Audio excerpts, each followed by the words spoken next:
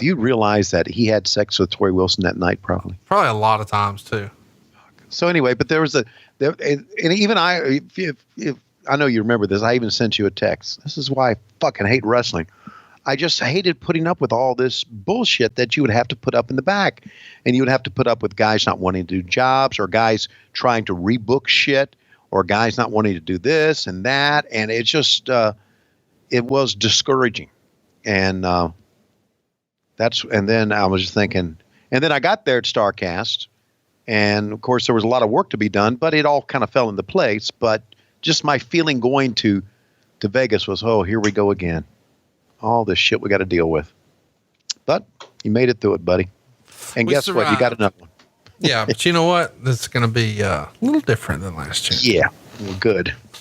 You already know some. Yeah, I do. I know some. At the little wrap up dinner thing, you would have enjoyed. We made an all in and an all out list. Oh, really? Okay. I would have enjoyed that. You would have, because I know you have strong opinions, and a lot of names came up where you would have had even stronger opinions. Speaking of strong opinions, here comes the man himself, Diamond Dallas Page. He started to get hot in January of 97 when he refused to join the NWO at the Superdome in Louisiana. And he continued that run through all of 97, an incredible series of matches he had with the Macho Man Randy Savage. A lot of people called it the feud of the year. It started with, the whole embarrassment of spray painting NWO across his wife's naughty bits and her Playboy magazine, and challenging a man to, defend his wife. And we were off to the races, and he sort of became the people's champion. And here he is taking on Raven, who has been really, really hot in ECW, but he's just made the jump the prior year to WCW. And now he's developed this whole flock of characters with him. This is sort of, the blue collar, everyman, working class hero versus the, subculture, counterculture, grunge guy. Yeah. Maybe. I loved Raven's flock. I like that I liked everything about it. And you know what? I thought Scotty had a great mind for the business, and he's a pretty good follow on Twitter as well. Really, really is. It's pretty Not only cool that, too when do you have his phone number? Yeah. Would you send it to me? Yeah. Because I want to talk to him about, his favorite comic book character is my favorite comic book character, Swamp Thing. And the first episode of Swamp Thing came out on DC Universe. I wanted to get his opinion on it. You got it. It's already in your machine. Thank you, buddy. So one of the best referees of all time is our ref for this match. I don't think he gets enough love. Jim Cornette's close personal friend, Brian Hildebrand. Right. Mark Curtis. Real question. Why don't you think Corny was able to get him a job with the WWF? Why did he wind up in WCW instead? The only thing I can think of is, and I don't know why he wouldn't have worked in the WWF, did Corny say he tried? I've never talked to Corny about it. I was just asking because I just know maybe they were really maybe he didn't try. I don't know. Seems weird. He's as good a rep as any in this era. His reactions, his facial expressions, the way he. Let's just call it two. Referees should be smaller. Right. It makes the guys look bigger. And it was always curious when not Kevin Nash, but, fucking Nick Patrick looks like Kevin Nash. I mean, when he's out there with the luchadors, it looks like he could dunk on them. Right. And it's like, dude, I need Charles Robinson looking motherfuckers. I need Mark Curtis. Mm-hmm. God, he's thin here too, isn't he? Yeah. Yeah, he was very sick here. I don't think he may have passed away like a year later after this. We all went to a show in Bobby Heenan and I and a couple of us went to a show in Knoxville to pay honor to him. This is before he passed away. Good man too. And so this is a 4-star match. They're kicking it into high gear here as well. Yeah, lots of interference, but DDP always comes out on the upside here. They're going to make their way to the set. They're going to make sure that they get their money's worth. That 6-figure sum they paid Bob Ross here. Oh, They're climbing the old Wells Fargo carriage. Dun dun Wells Fargo wagon is a coming down the street of why don't you jump off of it? There could be a DDP yoga motherfucker coming off it. What could be something special just for me? By the way, I would not want to take any bumps on hay. No, fuck no.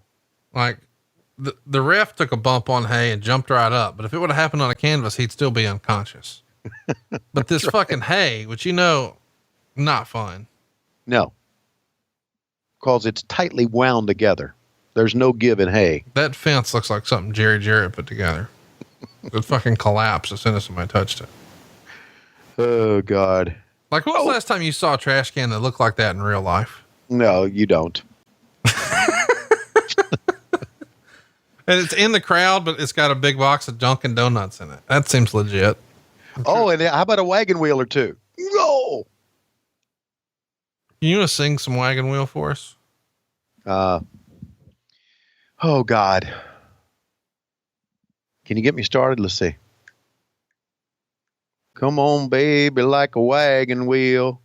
Fuck me, I can't remember the thing. It's actually pretty good. Keep it going. Jesus Christ. My apologies to Darius Rucker, who I love. He didn't create that song. No, but he made it a hit recently. Did you say a couple years back? A couple years back? Yeah, maybe 5. No, he made Wagon Wheel 5 years ago. 6 years ago. Yeah.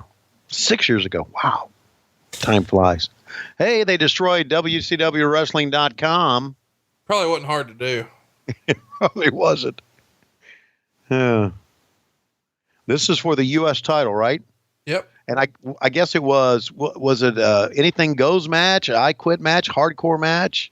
No, it's just a regular match, man. Just a regular match, and they just let it go.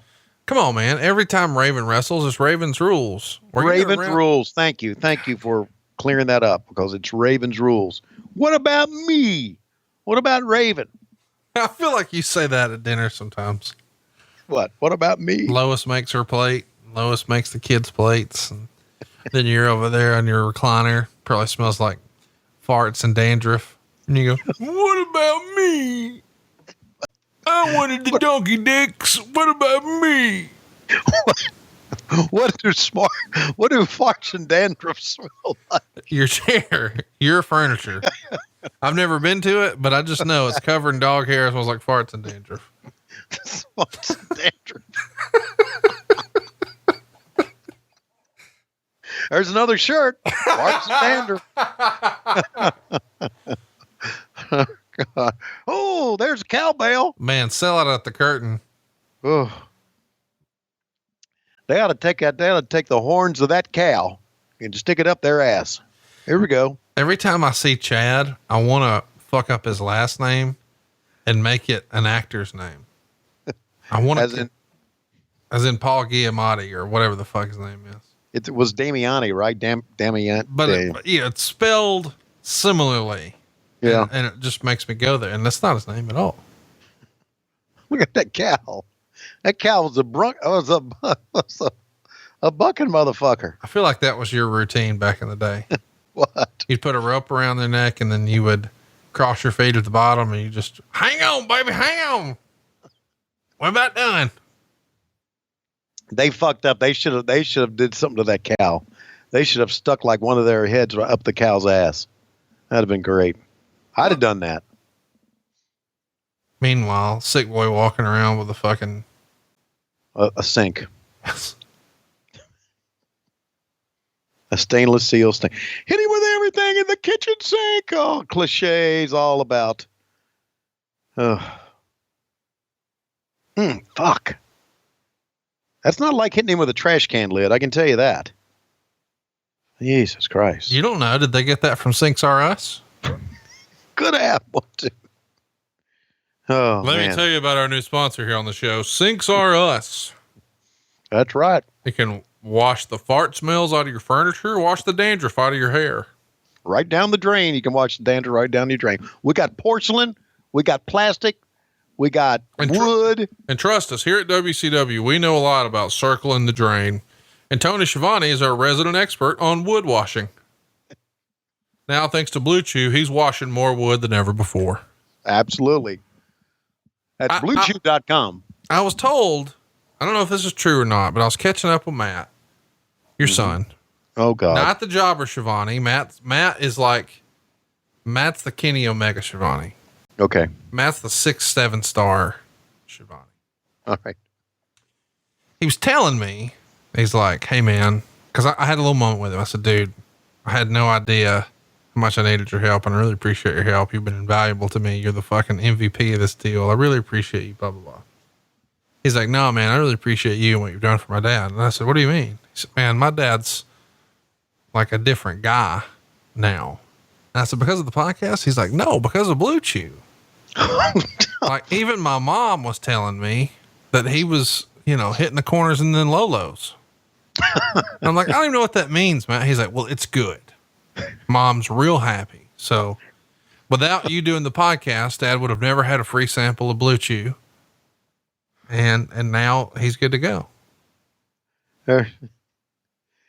Well, I want to add to that by saying, at the Double or Nothing after party, sponsored by Blue Chew. Oh, you meant not one, not two, but 3 porn adult stars. Film stars, yes. Mm-hmm. And I had my picture taken with them. And one of our guys came over and said, you want to take a picture with a porn star? I went, oh, yes, I do. And so my son follows me over there. Of course he does.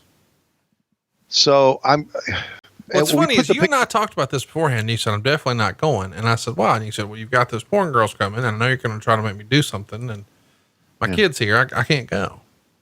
Right. But you still went. I still went because I didn't see you, and I knew, well, they rolled him up 1-2. No, got a 2 count. So I went over to see the porn stars and take my picture with them. And I put the picture on Patreon. For our fans who are on Patreon, you can see it on there. I showed it to Lois. Full disclosure. One of those girls kept reaching for my gimmick, Conrad. All right. Do you want to describe which one it was? Was it the blonde-haired girl, or the lighter hair? No, it was the brunette. Okay. Now there's 2 of those. Was it the one with maybe a little bigger or a little smaller? A little smaller. All right. So that is our great close personal friend, Whitney Wright. Right. She follows me on Twitter now. Yeah, I bet she does. She's a very talented young lady from Oklahoma City, only 27 years old. Bless her very heart. talented. If you'd like to follow her on Twitter, she's Whitney Wright X.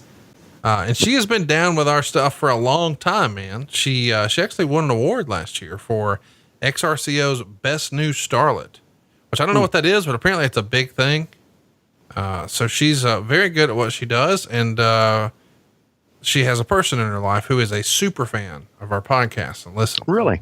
And, I don't know what of their situation is public or not public or what's going on or all the details, but I just know that person introduced her to the shows and now she listens. And when I knew we were doing a cool after party with like a real rock band, I was like, oh, okay, we got to see if we can get Blue Chew to sponsor this. And then we got to get some ladies in here and ta-da. So if you missed the party, you missed Whitney Wright, you missed Sarah Jesse, and you missed Eva Naughty. I'm going to spell that for you people at home if you want to check this out. It's Sarah. That's how she spells Sarah. Jessie is Jessie. And the other lady is Eva Naughty. EVANOTTY. Oh. I thought Eva Naughty would be more your deal because she's probably more apt to tussle. Yeah. She would be more to tussle, but, and there's a 1, 2, 3 and actually a very good finish after all this shit that went down. But Whitney, is that her name again? Yeah. Whitney Wright. Whitney Wright. She really played it up and she kept rubbing up against me and she kept taking her hand and trying to reach towards my gimmick. And I tried to block it because I'm thinking my son's watching, Why don't you just let her have hold of that rascal? Well, because you just don't do that in front of your son, Conrad. Oh, so if he wasn't there, she could just give you an HJ? Oh, yeah, she could have hooked on all she wanted to. And somebody even said something about me and she even responded on Twitter. So anyway, great attitude. She's tremendous. She's been to a few of our shows. You maybe just didn't meet her, but she'll be around. She's a big fan, and we're a big fan of her work. If you're not familiar, go check it out. By the way, right at the end there, it's the debut of Horace Hogan, right? Mike Balea. Yep, with the stop sign, right? He had the stop sign. He brought it in. Woo. Look at Ron Reese.